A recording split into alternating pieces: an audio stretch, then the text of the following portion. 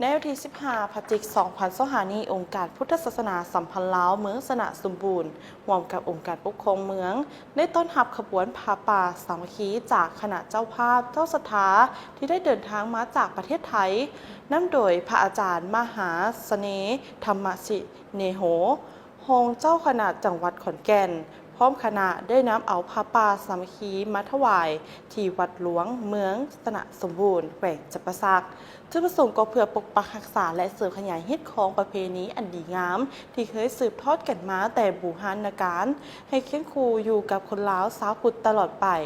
นอกจากนั้นยังเป็นการสมทบทุนเข้าในการปรับปรุงก่อสร้างวัดวาอาราม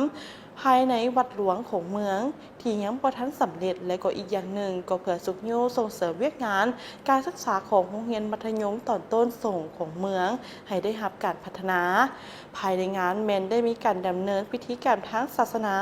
ที่เริ่มต้นด้วยขบวนแห่ผ้าป่าสามัคคีอ้อมพัทสีมาวัดหลวงของเมืองครบรอบ3 รอบ จากนั้นก็มีพิธีจุดเทียนไสไหว้พระหับศีลพร้อมทั้งต่อยอดผ้าป่าสามัคคีแล้วถวายแห่แด่พระสงฆ์ตามพิธีทั้งศาสนา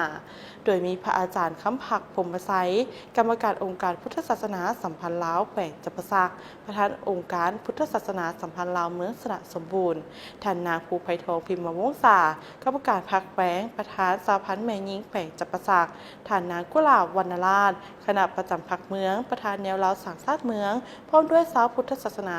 ก็คือสาวพุทธศาสนิกชนทั้งลาวและก็ไทยเข้าร่วมในเอกธรรมสมถือว่าเป็นเวียกงานของพุทธศาสนาสัมพันธ์ลาวในเอกธรรมสมเนาะซึ่งมีสาวพุทธศาสนิกชนได้เข้าร่วมในพิธีอย่างหลวงหลายเอกธรรมสมเข้าใจภาพข่าวจากสื่อมวลชนเมืองสระสมบูรณ์